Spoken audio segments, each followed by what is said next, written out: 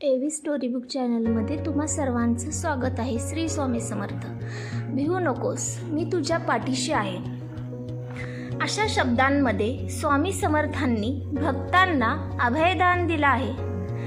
निर्भीडता, स्पष्ट वक्तेपणा आणि आत्मीयता यामुळे लाखो भक्तांना स्वामी समर्थांनी आपलेसे केले आहे।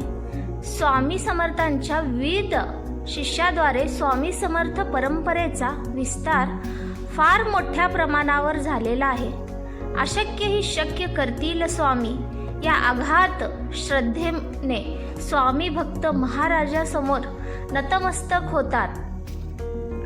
श्री स्वामी समर्थांच्या अगणित कथा।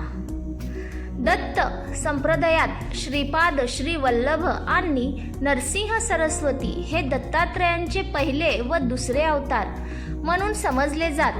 श्री स्वामी समर्थ हे नरसिंह सरस्वतीच होतं, म्हणजे दत्त अवतार होय। श्री गुरुचरित्रात प्रत्येक अध्यायात त्यांच्या अनेक अवतारांची महती वर्णली आहे। श्री गुरुचरित्राचे पारायण आणि मनोभावे सेवा करताना अंतःकरण शुद्ध असावे। स्वामी समर्थांचे पारायण करताना काही महत्त्वाच्या गोष्टी लक्षात ठेवायच्या असतात। स्वामी समर्थांनी आपल्या रूपाने आणि मग भक्ताला त्याच्या इच्छित देवतेचे त्याच रूपात दर्शन घडवल्याने अनेक कथातून आढळते। गुरुचरित्रात अशा अनेक कथांचे प्रत्येक अध्यायात सविस्तरपणे वर्णन आहे।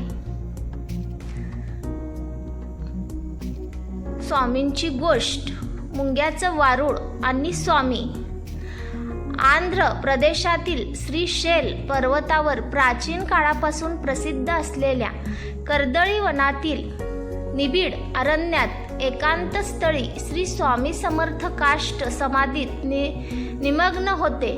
शरीरावर लता, वेली, झुडपे आणि मुंग्यांचं वारूळही झालं, मात्र त्यांनी समाधी भंग केली नाही। एके दिवशी एका लाकूड तोड्याने वारुळावरील वेलीवर लाकडे तोडताना घाव घातला। तो घाव वारूळ फोडून श्री स्वामी समर्थांच्या मांडीवर बसला। त्या पाठोपाठ मांडीतून रक्ताची चिळकांडी उडाली। लाकूड तोड्या भयभीत झाला। इतक्यात त्यांची समाधी भंग पावली। ते देहभानावर आले। लाकूड तोड्यास अभयदान दिले। तपस्या संपून इथूनच श्री स्वामी समर्थ विश्व कल्याणासाठी बाहेर पडले। हेच ते चौथे दत्त अवतारी सद्गुरू श्री स्वामी समर्थ होते। स्वामींचा जन्म कधी झाला, कोठे झाला याची ना कुठे नोंद आढळते, ना स्वामींच्या बोलण्यातून कधी त्याचा उलगडा झाला। म्हणूनच त्यांचा प्रकट दिन साजरा केला जातो।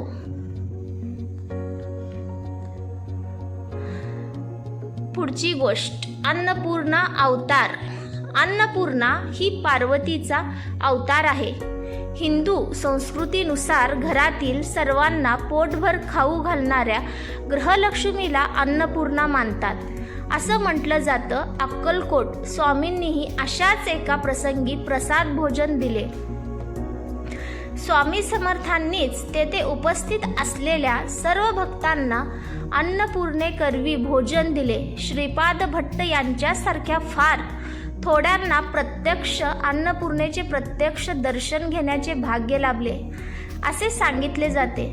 भक्तांच्या हाकेला धावून जाणारे, अनेकांना मार्गदर्शन करणारे ब्रह्मांड नायक स्वामी समर्थ 30 एप्रिल 1878 रोजी समाधीस्थ झाले। आज घडीला अनेक ठिकाणी स्वामी समर्थांचे मठ स्थापन करण्यात आले असून अनेक स्वामी भक्त नित्यनेमाने स्वामींची सेवा करीत असतात। श्री स्वामी समर्थ। जय जय स्वामी समर्थ।